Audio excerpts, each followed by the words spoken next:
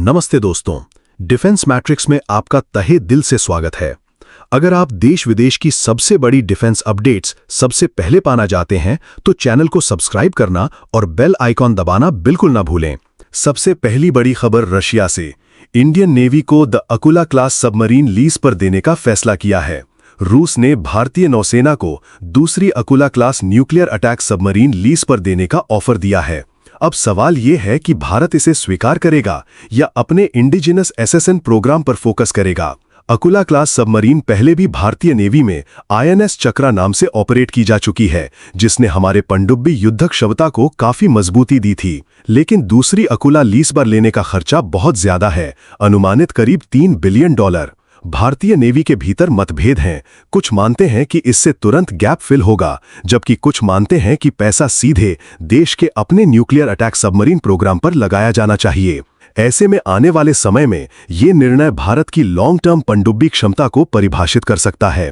दूसरी बड़ी खबर, जोरावर लाइट टैंक की चैसी पर नया आर्मर्ड व्हीकल। भारतीय सेना एक नई आर्मर्ड इंजीनियर रेकनेंस व्हीकल AERV विकसित करने पर काम कर रही है और इसमें जोरावर लाइट टैंक का उपयोग करने पर विचार हो रहा है। इसका उद्देश्य दुर्गम इलाकों में रेकी और इंजीनियरिंग सपोर्ट देना है, जैसे पुल बनाना, बारूदी सुरंग साफ करना और दुश्मन की डिफेंसिव पोजीशन का आकलन करना। AERV एक मोबाइल मल्टी रोल प्लेटफॉर्म के रूप में काम करेगा और उसकी हाइब्रिड क्षमता उत्तर और पश्चिमी सीमाओं पर भारत की आर्मी को एडवांटेज देगी। नेक्स्ट बड़ी खबर, IAF एक्टिव डिकॉय स्वॉर्म।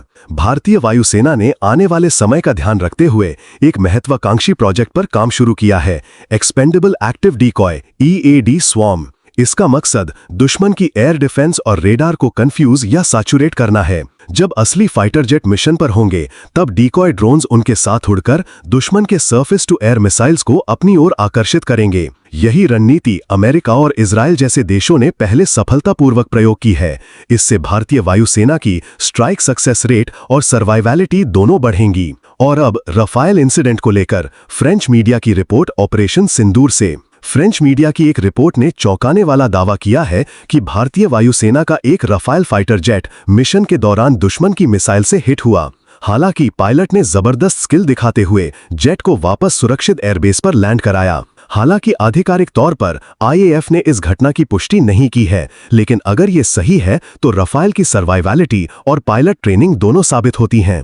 ये और भी दर्शाता है कि आधुनिक युद्ध में प्लेटफॉर्म्स के साथ साथ पायलट की दक्षता भी सबसे बड़ी भूमिका निभाती है। Next big update, F414 TOT deal strategic crossroads. America Bharat रक्षा संबंधों को लेकर एक बड़ा सवाल खड़ा हो गया है। अमेरिकी प्रशासन ने GE के F414 engine transfer of technology TOT को लेकर रोक लगाने पर विचार किया है। ये वही इंजन है जिसे भारत अपने LCA तेजस MK2 और twin engine deck based fighter programme के लिए चुन चुका है। अमेरिका की चिंता है कि हाईटेक इंजन टेक्नोलॉजी का लीक होना या इसका तीसरे देशों तक पहुंचना उनके रणनीतिक हितों को प्रभावित कर सकता है। भारत के लिए ये डील बेहद जरूरी है क्योंकि इंडिजिनस फाइटर कैपेबिलिटी इसी पर निर्भर है। आगे का रास्ता दोनों देशों के डिफेंस टाइज के भविष्य को तय करेगा। क्या दोनों ट्रस्ट और टेक शेयरिंग नए स्तर पर ले जाएंगे या फिर ये अवसर भी गंवाने की कगार पर होगा। सिक्स्थ बड़ी खबर, इजराइल स्ट्रैटेजी को अपनाना होगा इंडिया को दुश्मन के बड़ी लीडरशिप को खत्म करने के लिए। कुछ रक्षा विशेषज्ञ मानते हैं कि भारत को इजराइल की डीकापिटेशन स्ट्रैटेजी से सीख लेनी चाहिए। इजराइल अपने दुश्मन संगठनों के टॉप मिलिट्री और टेरर लीडर्स को लक्षित करके उनकी पूरी कमांड एंड कंट्रोल क्षमता तोड़ देता है। अगर भारत संभावित संघर्ष की स्थिति में पाकिस्तान के आतंकी नेटवर्क और उनकी नेतृत्व क्षमता को इसी तरह टारगेट करे तो बड़े पैमाने पर युद्ध की संभावना को रोका जा सकता है। हालांकि ये रणनीति जोखिमपूर्ण है और राजनयिक विरोध पैदा कर सकती है। बड़ी अपडेट फॉर इंडियन एयरफोर्स के लिए, approval for 97 LCA Tejas MK1A।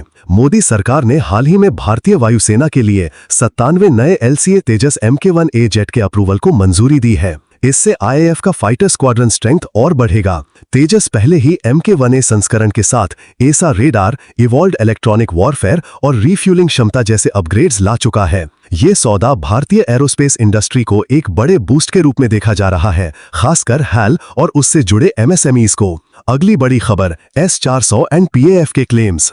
Pakistani media का दावा है कि उनके फाइटर जेट्स ने ऑपरेशन सिंदूर के दौरान भारतीय S-400 सिस्टम को नष्ट किया, लेकिन भारतीय एयर डिफेंस ऑपरेटर्स ने इसे पूरी तरह झूठा बताया है। विशेषज्ञों का कहना है कि S-400 की मल्टीलेयर ट्रैकिंग क्षमता इसे फंसाना लगभग असंभव बनाती है। ये साफ झलकता है कि ये दावा ज्यादा प्रचार युद्ध का हिस्सा है।